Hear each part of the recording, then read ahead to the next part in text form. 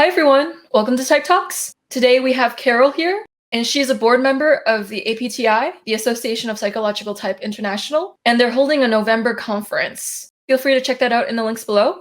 And so would you like to tell us a little bit about FI congruence and your thoughts on that?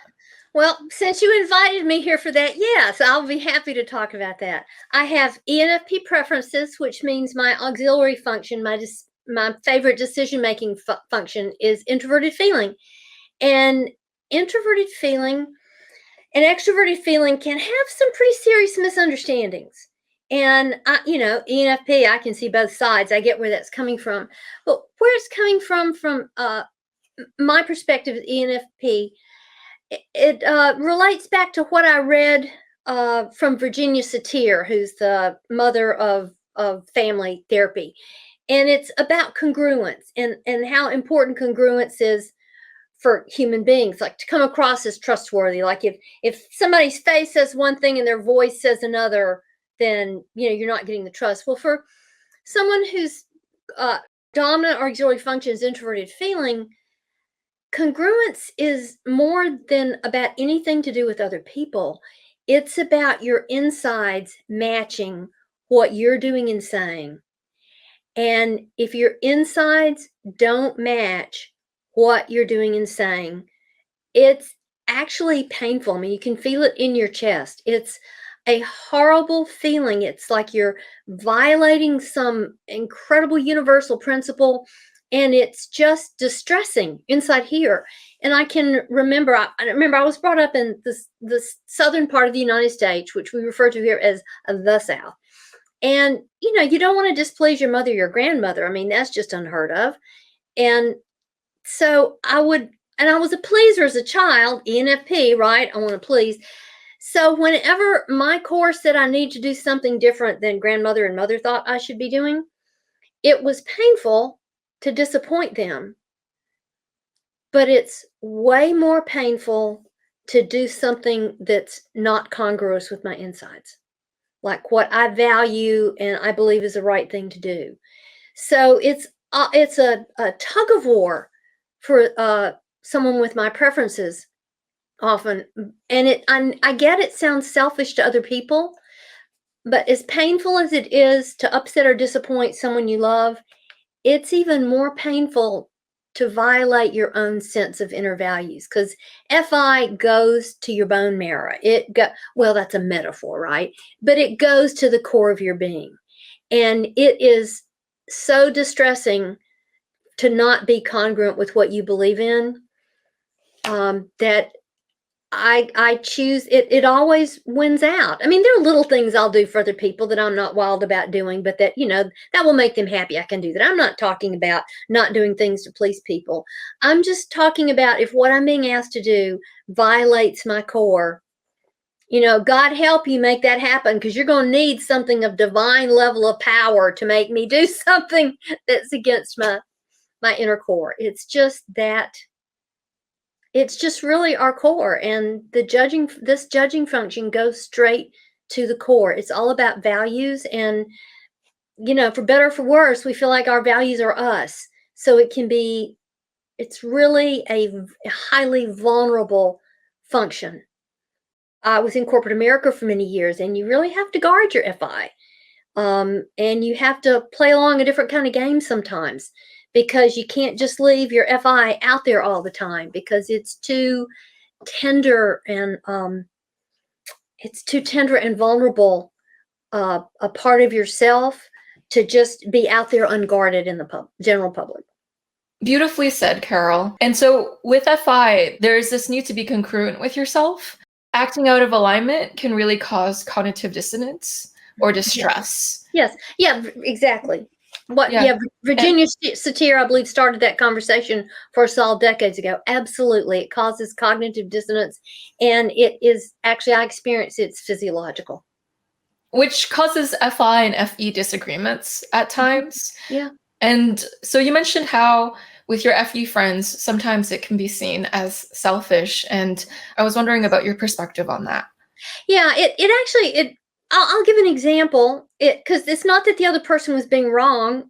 I don't think she was being wrong about it anyway. But it was a very vivid example to me. There was an event that was supposed to happen by an organization that I had experienced a great injustice with. Okay, well, I won't give any details, but there had been a real injustice that had happened, and going to the event felt outrageously hypocritical to me. Just absolutely, my values had been so violated in this relationship with this organization. I was not going to go to this event. And that seemed obvious to me. It was even hypocritical to go. And she said, "Oh, come on, Carol. This is the normal thing to do. Just go and speak to people and it'll be all right." And I don't hold it against her, but I hear her FE, let's just go do the accepted thing and just play along and no harm, just do it. And I could hear what a non-thing that was for her. It's just, this is no big deal, just do it. But from my FI core, it was, she had no idea what she was asking me to do. She really could not get the kind of internal pain and dissonance that she was asking me to do, because she would just go into FE mode and do the publicly acceptable thing and have no problem with it. Well, I can't ignore my FI and go into FE mode. So to her, it looked like I was just being selfish and maybe even somewhat childish, that, an adult would have done this. And I can see from an FE perspective, that's what it looks like. That's not what my experience is. My experience is it's the core of my being. And you're asking me to go and be what's the word here? Inauthentic. You're asking me to go and intentionally be inauthentic the entire time I'm there. That's really painful. And I didn't feel like I owed it to a group that had violated something. So I can see both perspectives. I see why she feels the way she does, and why she sees it the way she does. And I just gave up. I did not feel it was capable to get it across. So I think sometimes FE looks at FI and just thinks we're being selfish and we're not just stepping up and doing the publicly acceptable thing. I think that's how it gets misinterpreted. Does that make sense to you with an FE auxiliary? Yeah, it very much does.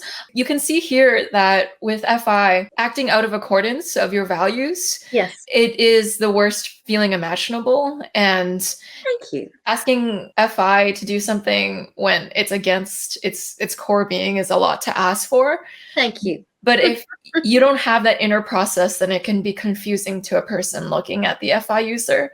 It's like, it's kind of like, well, why are you making this such a big deal? Probably is what your friend was asking. Yes, thank you. Because she doesn't have any connection to this FI incongruence system that is my way of being. She didn't have any way of empathizing that was really asking me to do something quite painful. Being inauthentic, and especially being inauthentic face to face with people. Oh my God. That would have been misery.